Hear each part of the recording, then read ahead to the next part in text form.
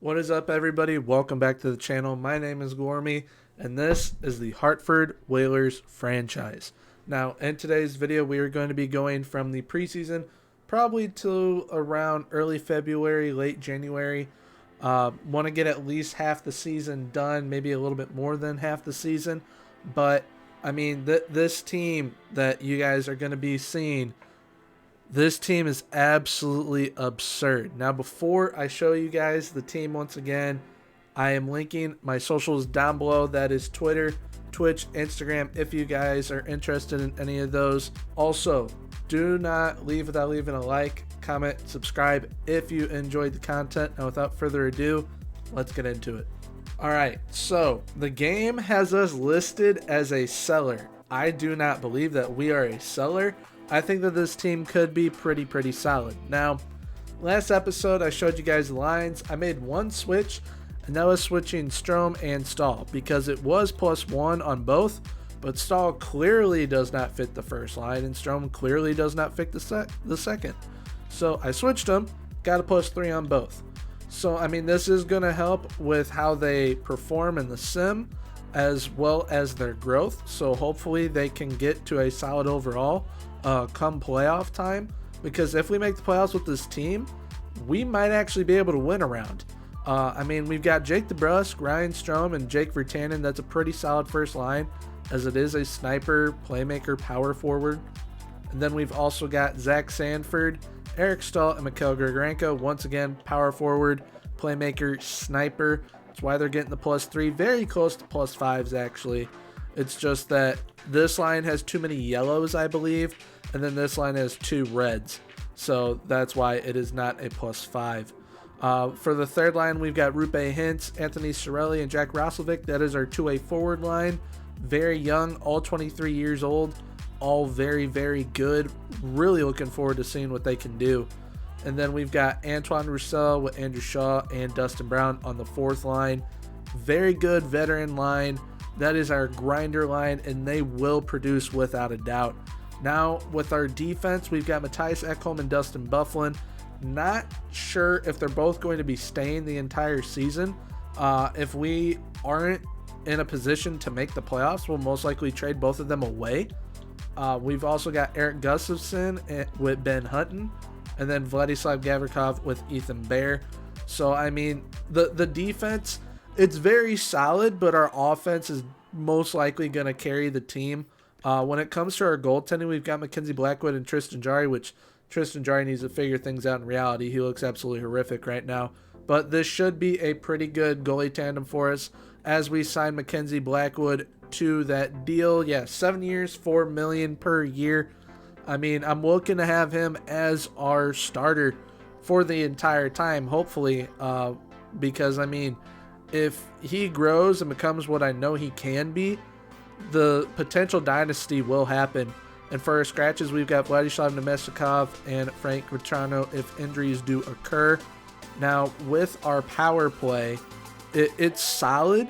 It's nothing amazing, but it's definitely solid. And our PK, I do want to kind of improve it. If there's a trade that I would see necessary to improve it, I would definitely make it. Same with the power play. I want to improve the second power play unit, but I mean, everyone fits it. It's just that it's not the sniper, playmaker, power forward line build that gets you that +5 or the +3, as these 3 are the sniper, playmaker, power forward. This is a power forward two-way. And then on defense, usually it's 2 offensive defensemen, but we've only got 1 offensive defenseman at the moment. But down in the AHL, we've got that +5, as we have the power forward, playmaker, sniper with 2 offensive D-men. So this is what it will eventually be at the NHL level. As I mean, the AHL lineup is just absolutely stacked, as we've got Lawson Krause, Josh Osing, and Cole Caulfield. Then we have got Valentin Zykov, Emil Benstrom, Daniel Sprong, Charles Hudon, Boo Neves, Nicholas Baptiste, and then we have got Garrett Wilson, Lance Buma, and Scott Saborn.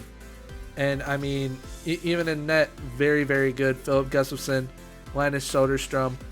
On D, just as good. Oliver Shillington, Vince Brodziak, the rookie, Jake Bean, Noah Juleson, Billy Sariarvi, and Jordan Schmaltz. I mean, what is there not to like about this AHL squad? Our farm system is stacked with prospects that can really help us out in the future. And I mean, with the roster that we have, nothing is set in stone, as this is our very first season. So within the first 3 seasons, we will see a lot of changes come to the roster. But for the time being, I believe that this roster that we have in the NHL can get the job done. And hopefully the growth of Lawson Krause, Hosang, Caulfield, Sprong, Benstrom, defensively, Shellington, Brodziak, Bean, Juleson, maybe even Sariarvi. I mean, all of them have the potential to be big impact players for us in the future at the NHL level with the Hartford Whalers, and they're going to be very, very fun to watch throughout this first season to see what they're going to be able to do down in the AHL, and if they can make that team a Calder Cup champion team, because I believe that they can be a Calder Cup champion team, and I believe that the Hartford Whalers that we have here can definitely be at least a playoff contender. Definitely not a Stanley Cup contender off the rip, but can be a playoff contender and push for at least a wild card spot. I think that's easily attainable for this group. Now, with scouting, I've sent our scouts out everywhere besides one region in the U.S. I forgot which one it is because we already have 20 scouts. I couldn't get all the scouts that I wanted. I will eventually in the future so that we could just have an unreal prospect pool. But for right now, I'm happy with what I have scout-wise. Now, we have 2 first-round picks this year, ours and then Boston's. We got the Boston one via the Brent Burns trade. And, I mean, depending on where we land for either our pick or the Boston pick, hopefully we can get a top 15. I would love a top 15 because I want a playmaker winger. If we can find our playmaker winger already in season 1, that will be our future playmaking winger with the Quentin Byfield and Cole Caulfield line, and we find like a franchise type guy, like elite potential, that will just absolutely dominate with them, such as a Dylan Ginther, maybe a Sasha Pastujov. I think they would be very good. Chibrikov as well, or even Aturati. If Aturati's there, I'd absolutely love to grab him if we land a very high pick, because he'll go in the top 3 without a doubt. But I mean, there are some other players like Darren Chappie. This kid, Ricard Ledikainen. I think that he could be a very solid player. Hopefully he's at least a top 6 forward potential, and hopefully he's a playmaker. He's 17 years old, so I mean, if this kid, once fully scouted, could potentially be the real deal for us, if we have a pick that's later on, most definitely taking this kid. But I mean, that's enough for the draft process right now. Let's get into the preseason. So with our division, we've got to play Florida, Boston, Toronto, Tampa, Buffalo, Montreal, Ottawa through our preseason. And I mean, it's about what I expect. Nothing insane. It's good to see that we are able to compete with some of these teams. I mean, what doesn't make sense to me really is how. All right, so we lose 5-2 to Florida. It's kind of expected. Florida's a good team. We beat Boston 3-1. Boston's a good team. How we beat them, I don't know. Then we lose to Toronto 5-2. Understandable, good team. We beat Tampa Bay. That's the best team in the division. So, okay. And then Buffalo, as they go 6-0-1 in preseason. That's crazy. We lose 4-1 to them. Then we beat Montreal 5-1, as we both had the same record in preseason. And then lose 6-2 to Ottawa. Now, preseason doesn't mean much. Really means nothing at all. It's just getting your players ready for the season. Now, as we can already see, Ryan Strome with 9 points in 7 games. I mean, it looks pretty good. If Matthias Ekholm can do that during the regular season, that's going to be amazing. The one thing that I definitely want to be better is the plus-minus situation. The plus-minus situation is horrible. Goaltending wise, all right, so Jari actually outperformed Blackwood, so that's not good for the contract we just gave Blackwood. So hopefully he really turns it up during the regular season. But Tristan Jari, solid-ish numbers, but Blackwood will definitely have to improve during the regular season. But now with preseason out of the way, let's get into the first game ever for our Hartford Whalers. All right, so our first game with the Hartford Whalers, it's going to be one pretty good test for us. Dustin Brown, first goal ever for the Hartford Whalers franchise for us, comes from Dustin Brown against the Edmonton Oilers. Jack Roslovic makes it 2-0 as we've killed off 2 power plays from Edmonton already. We have 2 goals on 6 shots. They're out shooting us 17-6 and we're up 2-0. It's either our goalies are crazy good or we're just really good at taking our chances. Now, wow. Antoine Roussel, I'm telling you, the fourth line, it's going to produce. We get a power play. I don't think we'll convert. We do not. They are out shooting us 20-13. We're starting to get shots again, though, so that's good. Starting to even up the shot totals. Now, we are up 3-0 going into the third. Goals from Dustin Brown, Jack Roslovic, Antoine Roussel. Honestly, I thought that the first goal was going to come from Eric Stahl, but being that the first goal came from Dustin Brown, that is massive and proves that the veteran leadership on this team and that fourth line, which already has 2 goals, definitely going to be contributing in a big way for us here in Hartford. And for the first game, I mean, I couldn't really ask for much better. Now, if Blackwood held the shutout, that would have been unreal. Ryan Strome makes it 4-1, but I mean, this is really, really good. Now, we are letting up a lot of shots. There's no way that our fourth line has 3 of our 5 goals. Each fourth line player has scored a goal. Andrew Shaw in the third, Antoine Roussel in the second, and Dustin Brown scoring the first goal ever. That is absolutely incredible. I love that came from our fourth line. And then our first line center in Ryan Strome, as he just got paid big money from us. And then Jack Roslovic on the third line as we take our first game in franchise history 5-1. Even though we were outshot 41-25, Blackwood stood on his head. What a game from the boys. So here's the stat lines for game 1. The fourth line did not get much time. Andrew Shaw had 11 minutes, Dustin Brown had 4, Antoine Roussel had 6. And there's 1 goal from Roussel, 1 goal from Brown, 1 goal from Shaw, 2 assists from Shaw, and an assist from Brown. The fourth line together had 6 points and averaged maybe 7 minutes that game. What, all 3 of them combined? That's absolutely absurd. And all 3, when they took their shot, 100% shooting percentage. That is absurd. That is absolutely absurd.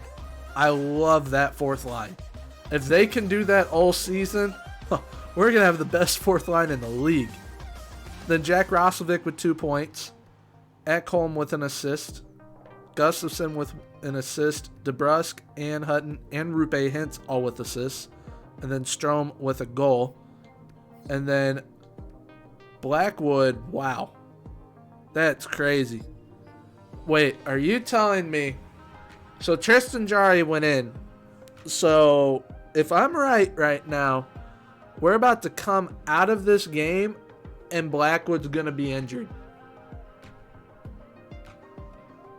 So that's sick. That's awesome. What a way to start. Oh, okay. Blackwood's not injured. They're just like, you know what? Screw it. Let's put in Tristan Jari. Okay, that's interesting to say the least.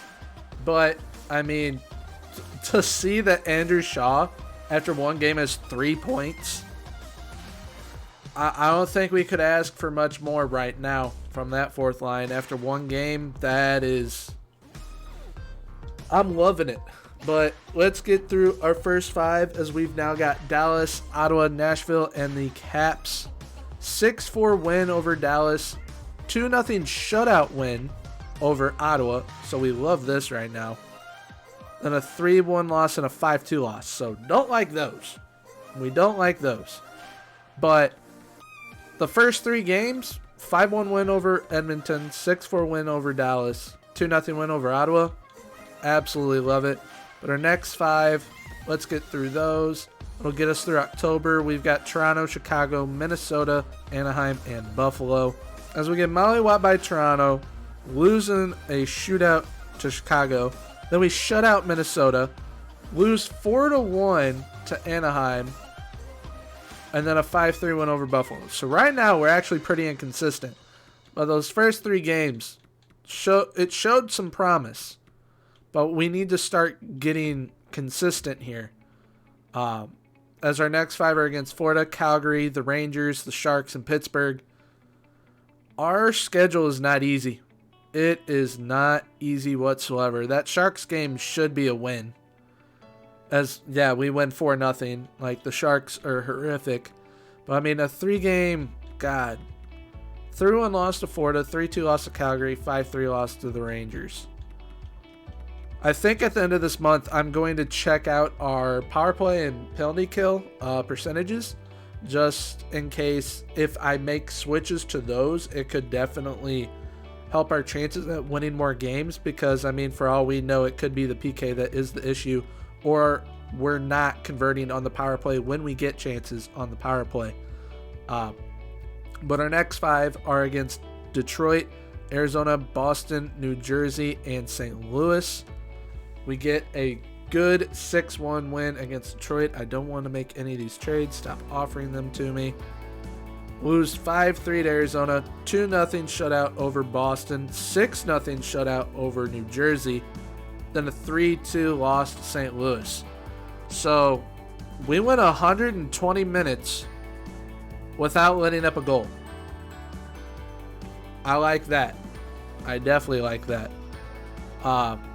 I mean, this next five, I don't think it could be any tougher. The only easy game we got is LA. I mean, Tampa Bay, probably the second best team in the league. Vegas, third best team in the league. The Islanders are a pretty good team. And then Colorado is the best team in the league. So, I mean, these next five, geez, oh, Pizzo. All right, we only lose by 1 to Tampa Bay. We get a 3-2 win over Vegas. We lose 7-2 to LA. I really wish I understood how the sim works. Because LA sim's crazy good for some reason. I don't understand it, and I don't like it because they're really bad, actually. And somehow they always beat my teams no matter who I am. Like, they're 13-10-2. You're telling me that team is better than our Hartford Whalers? I do not believe it. I don't believe it. But, like I said, gonna check the power play percentage and PK percentage. We'll also check the player stats. So give me a few moments and I will bring it up. Alright. So, PK-wise, we are lights out. We have the second best PK in the division, which means we probably have a top 10 PK in the league. But the big issue is our power play. We are the second worst power play in our division. It is really, really bad. So I definitely need to make some line changes there on the power play. So give me a few moments. I will do that. All right. So for the power play, I have moved Zach Sanford up to the power play line 1. I moved Eric Gustafsson also up to power play line 1. I put Rupe Hinson on the second power play unit, and Matthias Ekholm I moved down when I moved up Eric Gustafsson. So hopefully those slight line changes help the power play out. I truly hope and believe that they will, as I mean the third line, they're doing pretty solid point wise, which I'm going to show you here in a second. So I think if they're all playing on the power play together, it will definitely help our power play percentage, as well as when I was looking at their stats individually, pretty solid numbers. So I will show you guys these stats now. All right, so here are these stats right now for our team. Now, Ryan Strome leads the team with 18 points. I moved Sanford up, who has 17, to the first line because Jake Virtanen, who's down here with 10 points, you're doing that, you should be on the first line. So I moved Sanford up, moved Virtanen down to the second line. The third line, Strelius 15 points. We've got Rupe Hintz with 12 and Rasovic with 11. So, like I said, solid numbers. They're not amazing, but solid. And we've got Jake DeBrusk with 13. Now, Dustin Byfuglien with a -10. Not liking that whatsoever. So I may switch up defensive lines as well. And I mean, our fourth line, I mean, Andrew Shaw's up here with 10. Dustin Brown, Roussel, both with 9. Eric Stahl only with 9 points. He's on the second line. So that's nothing that I'm really happy about. And then Grigorenko also on the second line, only with 5 points. So, I mean, maybe we need to make a trade here come January or February. But, I mean, we'll see how after these line changes, how we perform. And if we are doing better, then great, figured out what the issue was. But if not, we'll probably have to make some deals next episode at the trade deadline. All right, so back to the sim. We've got Philly. I don't want Flower. We've got Phil. Oh my. We've got Philly, Winnipeg, Carolina, Montreal, and Vancouver with these 5. So I mean, hopefully we can go at least 500 here. Get points from at least half of it. And I mean, technically we do, as we get a shootout loss, a 6-4 win, and a 5-3 win. It's just, I mean, our schedule is not easy. It's not easy whatsoever. Like, we don't have a span of any somewhat mediocre teams. It's constantly like, we're always playing like, okay, we'll play like a team like Philly, team like Carolina, Winnipeg, then you throw LA in, and then Tampa Bay. Like, that's what our schedule has been this entire season. So it's not been easy for us whatsoever. But I mean, we definitely need to step it up if we are to compete with these teams, because we are definitely better than we're showing. But I mean, like, we beat Edmonton 3-1, but I mean, that's because their defense and goaltending's horrible. And then we lose to Dallas 4-1. And if we lose here to Ottawa, we got a major issue. Okay, we beat them. I'm chilling. We get a shootout win over Washington. So we get points from 4 out of 5 right there. If we can start getting just points, not wins, points, I will take it. Because, okay, if we're cool. I was going to say, if we're beating a team like Washington, we should beat a team like Toronto. But if we're beating teams like them, we should not lose to Chicago, man. We just shouldn't. Not at this point in their rebuild. And then we lose to Minnesota and Anaheim. All teams that we should beat. All teams we should beat. Well, except maybe Minnesota. Minnesota's pretty solid. But, I mean, we're now in January. We're 18-4. We need the points to start coming in. We definitely need the points to start coming in. I think at this Pittsburgh game, I'm going to check and see how the line changes have been doing, point production wise. And if I need to make some more changes, I will. So once I get to the Pittsburgh game, I will be back in a moment. All right, so we got 3 wins in a row right there, right before the Pittsburgh game. So we're now sitting at 21-19-5. I mean, we beat 2 solid teams in Calgary and New York, and then we beat a team we should definitely beat in San Jose. I mean, we're getting points now when it matters. It's just we can't lose to a team like Anaheim. We can't lose 5 in a row like we did here. At least we got a point from that Florida game. or else we would really be in trouble if we had lost 5 regulation games in a row. I'm glad that we got the 1 point from that Florida game. Actually helps us. I mean, we're 7th in the division right now. I mean, we're better than that. I think we're better than that, but I mean, the team's not showing we are. So, I mean, maybe we do make some moves come the trade deadline, but that will be in next episode because I'll definitely want your guys' opinions on what we should do, what type of moves we should make. But I'm going to go ahead, edit some lines, and I'll be right back. All right, so I just checked what the line changes had done. It's actually helping out everywhere.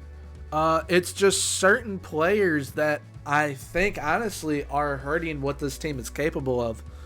I mean, once I switch Zach Sanford to the top line, he now leads the team in points. The whole first line is in the top 3 point scorers right now. Matthias Ekholm, I ended up putting Vladislav Gavrikov with him. I moved Gavrikov from line 3D to line 1, and Gavrikov's plus minus is at a plus 20. Ekholm's was at like a minus 12 or 15, and it's now at a plus 1.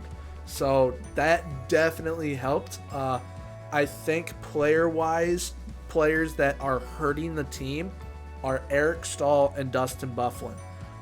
Because, I mean, I'll show you guys right here. It's just, for the players that they should definitely be doing more. Eric Stahl has 20 points in 45 games. I've had him get like 70 points in 60 games before. So he's definitely just does not fit with this team. And then Dustin Byfuglien is way down here with 14 points at a minus 7. I ended up putting him down with Ethan Bear on the third line. And I mean, Ethan Bear is now struggling because of Dustin Byfuglien. So I may end up moving Dustin Byfuglien and Eric Stahl out because, I mean, everyone else is doing their part. I mean, the third line with Jack Roslovic and Antoine Roussel, Jack Roslovic, Rupe Hintz, and Anthony Cirelli, that they're a third line. They're all two-way forwards. They're all young. They're going to do what a third line does, and that is just be there to kill penalties, be on the PK, be on the power play maybe, get points when we need it. That's exactly what they're doing. And then the fourth line, we have got Dustin Brown here with 15 points, Antoine Roussel at 18, and then we've got Andrew Shaw with 22. So, I mean, when Eric Stahl is being outproduced by Andrew Shaw, there's an issue there. So I think that Eric Stahl and Dustin Byfuglien down here are definitely going to be getting moved out come the trade deadline. All right, so after going over all that, we are probably going to stop here after the New Jersey game, as it will put us in February, as the next 5 games are against Pittsburgh, Detroit, Arizona, Boston, and New Jersey. So that is one of the easier 5-game strands that we have had.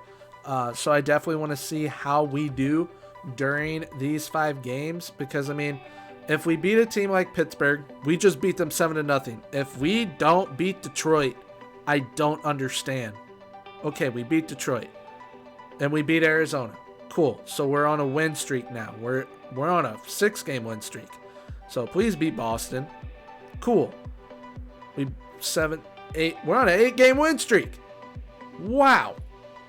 That's a good thing to end on, is an 8-game win streak. So that definitely shows that those line changes are helping. It's just, what are Byfuglien and Eric Stahl doing during this time? Because we put up, let me do some quick maths, and then I'll be right back. All right, so we put up 24 goals. 24 goals in 5 games. That's basically 5 goals a game. So that is really good.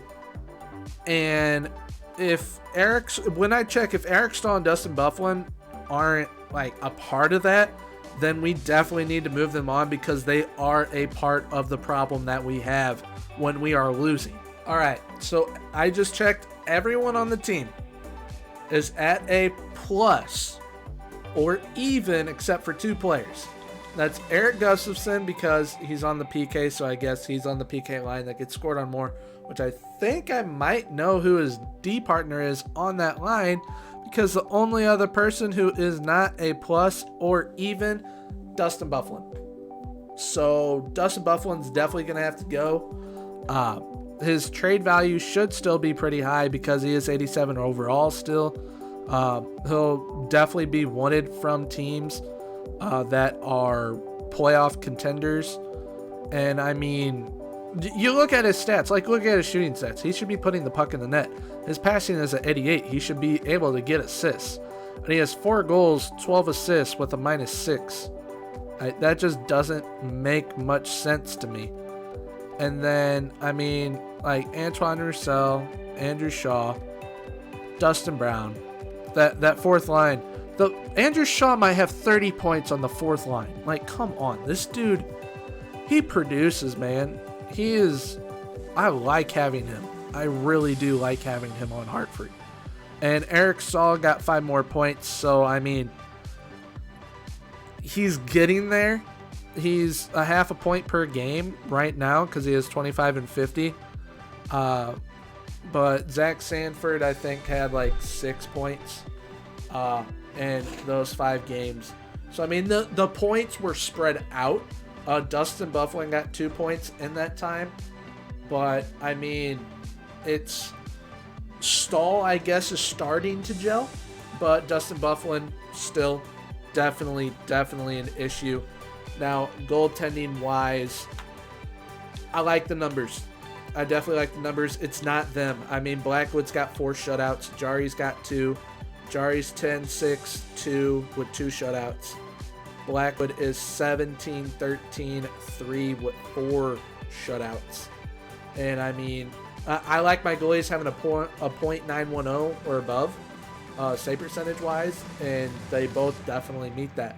So, I mean, it's definitely not them. I think if we move out Byfuglien and bring in a guy that really does fit and gel, I think this team could make the playoffs. We'll just have to figure out if that is in our best interest.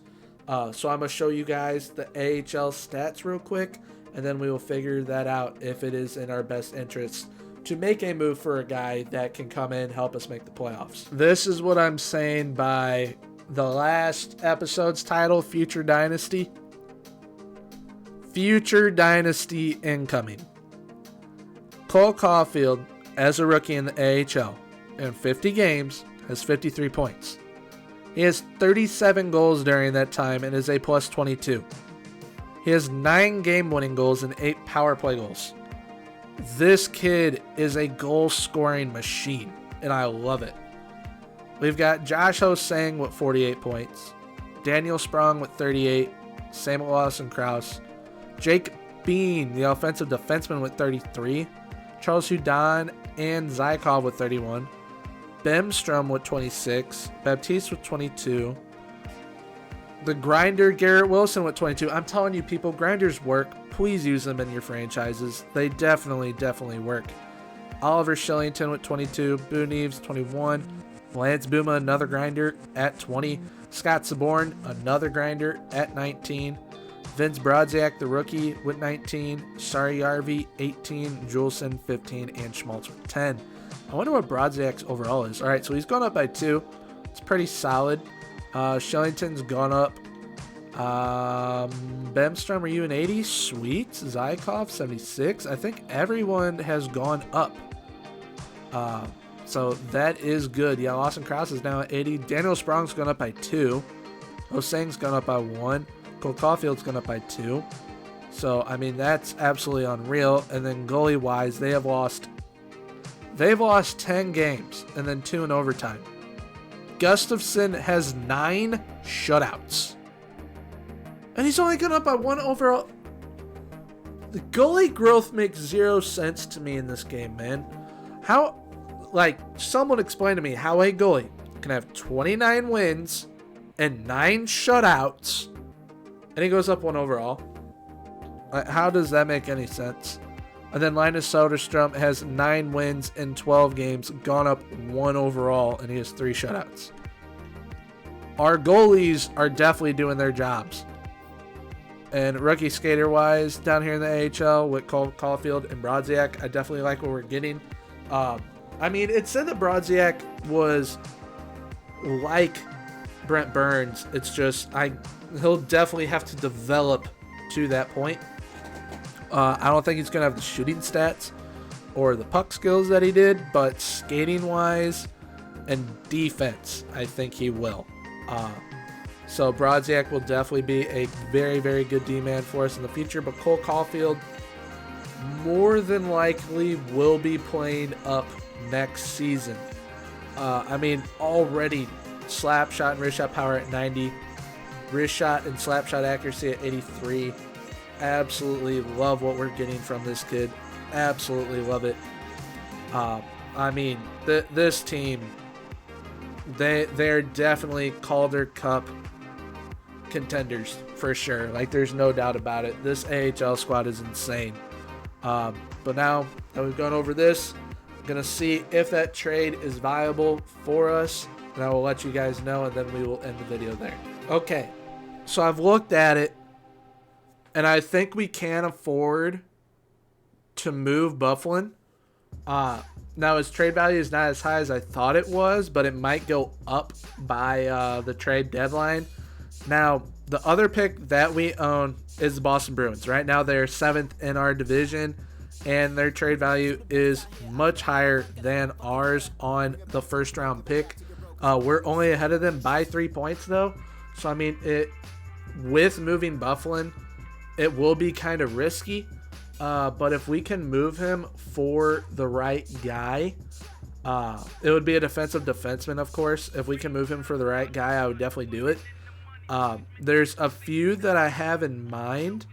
I'll probably put a poll in the comments down below on who you guys think we should get. I'm going to put 3 D-men down there, and then comment which D-man you guys would like me to go and get for our Hartford Whalers to replace Dustin Byfuglien, because I really think if we get rid of him, being that it's clearly showing he's the problem, that we will improve and should make the playoffs, as right now both wild card spots are in our division, belonging to us and the Sabres as of this moment. So with all that being said, thank you for tuning into this episode. I really, really appreciate it. I hope you guys are enjoying the Hartford Whalers franchise as much as I am. Absolutely love this team already. But once again, drop in the comments down below who you guys want me to bring in for Dustin Byfuglien. And please do not leave without leaving a like, comment, and subscribe if you enjoyed the video. With that being said, I'll see you in the next one. Bye-bye.